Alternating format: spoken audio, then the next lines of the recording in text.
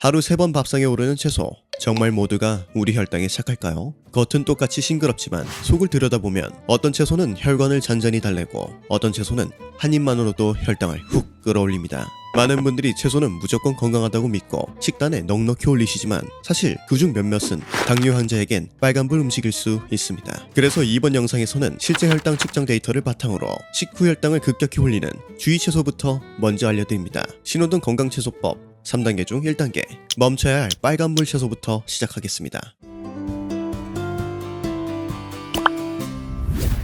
감자, 우리 식탁에 정말 자주 오릅니다. 포만감도 좋고 섬유질, 칼륨도 풍부하죠. 그래서 다이어트나 혈압관리 식단에도 자주 등장합니다. 그런데 혈당 입장에선 얘기가 조금 달라집니다. 익힌 감자의 혈당지수 GI는 80에서 85 사이입니다. 이게 어느 정도냐면 당뇨를 급격히 올리는 대표 음식 흰쌀밥의 GI는 70인데 감자는 이보다 10 이상 더 높은 거죠. 입에 넣는 순간 혈당이 브레이크 없이 확 치솟는다. 이렇게 보셔도 무방합니다. 그만큼 위험하다는 얘기죠.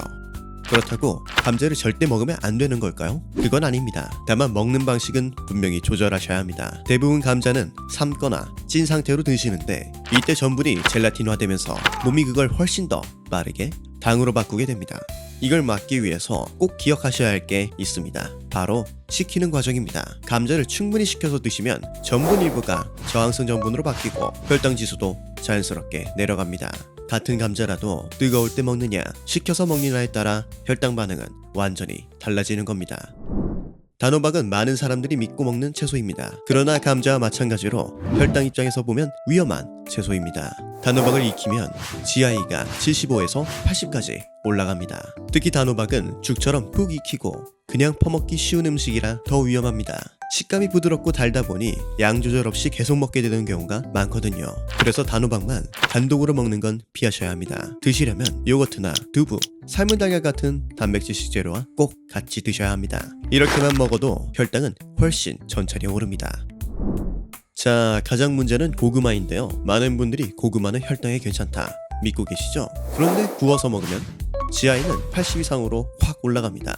감자 다를 바 없죠? 위험합니다. 그럼 왜 고구마가 혈당에 괜찮다는 인식이 생긴 걸까요?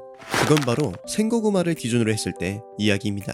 생고구마는 식이섬유도 그대로 살아있고 베타카로틴과 비타민C도 열에 파괴되지 않아서 혈당 자극 없이도 영양을 그대로 흡수할 수 있습니다.